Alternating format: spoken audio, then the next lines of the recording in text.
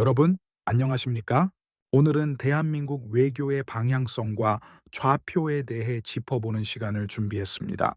한마디로, 대한민국 외교, 지금 어디로 가고 있습니까? 과연 지금 대한민국의 외교는 국익을 지키고 있는가?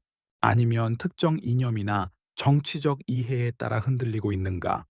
과거 보수 정권은 외교를 국익 중심으로 추진해 왔습니다. 동맹을 중시했고 국제사회에서의 책임과 신뢰를 중시했습니다.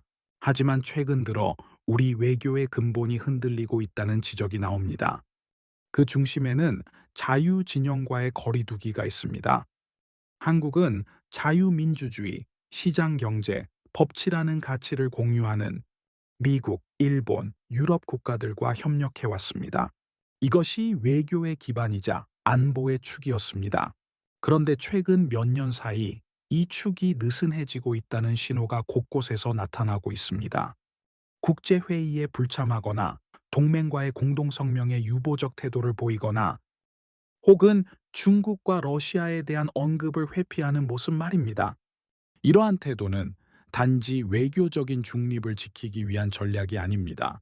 국제사회는 그것을 소극적 탈동맹으로 해석하고 있습니다.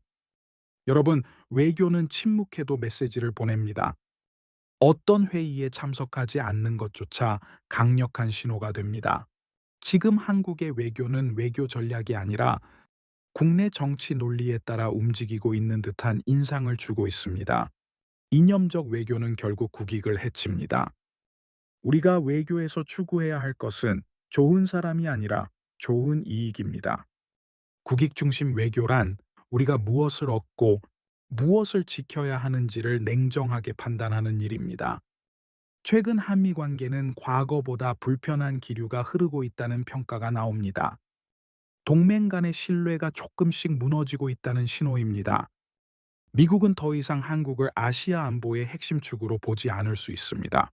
그 자리를 일본이나 호주, 필리핀이 대체할 수 있습니다. 중국과 러시아는 그 틈을 파고들고 있습니다. 경제적 의존과 군사적 위협을 동시에 무기로 삼고 있습니다. 그럼에도 우리는 국제사회에서 어정쩡한 태도를 취하고 있습니다. 어느 쪽도 확실히 선택하지 않음으로써 오히려 모두에게 신뢰를 잃고 있습니다.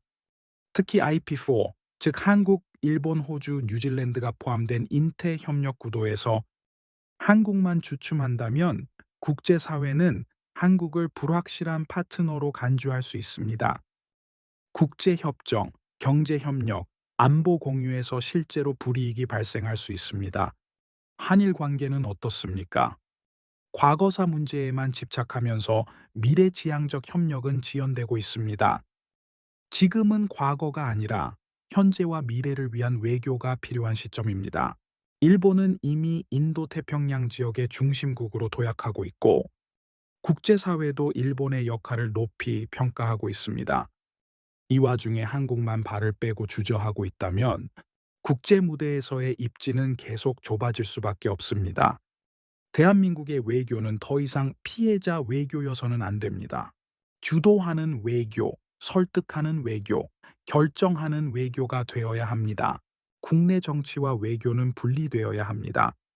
정권의 색깔이 외교 노선까지 바꾼다면 그 피해는 국민 모두에게 돌아갑니다. 외교는 정권의 것이 아니라 국가의 것입니다. 북핵 문제도 마찬가지입니다. 북한은 매번 협상 전 대화를 끊고 협상 중엔 도발을 합니다. 그리고 협상 후엔 또 다시 파기를 선언합니다. 이제는 북한의 술수에 휘둘리는 외교가 아니라 철저한 원칙과 힘에 기반한 외교가 필요합니다. 북한 문제를 자꾸만 대화로 해결하려는 시도는 이미 실패로 수차례 입증된 전략입니다. 지금 필요한 것은 확고한 입장과 국제적 공조입니다. 미국, 일본, 유럽의 자유진영 국가들과 함께 대한민국의 위치를 지켜내야 합니다. 중국과 러시아의 외교적 압박은 점점 더 노골적이 되고 있습니다.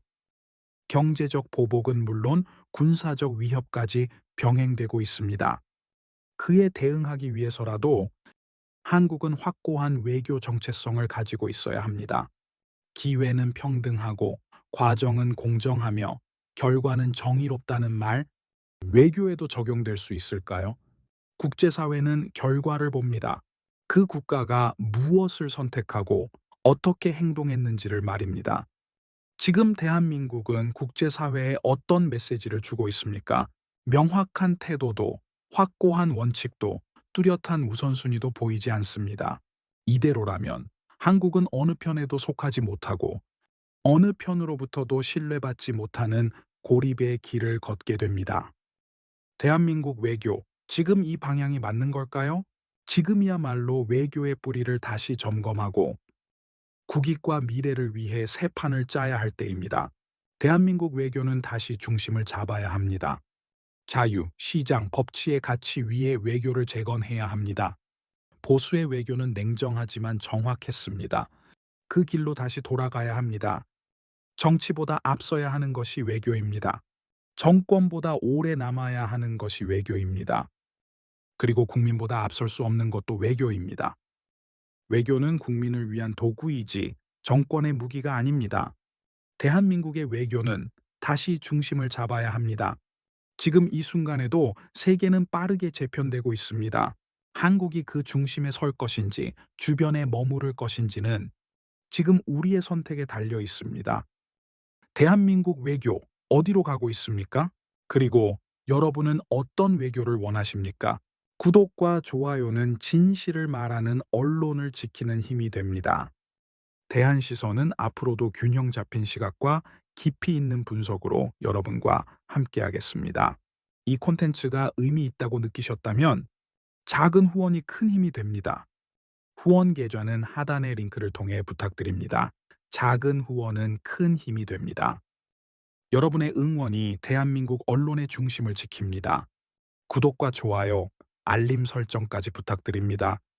대한시선은 여러분과 함께 외교, 안보, 정치의 진실을 추적하겠습니다. 오늘도 시청해 주셔서 감사합니다.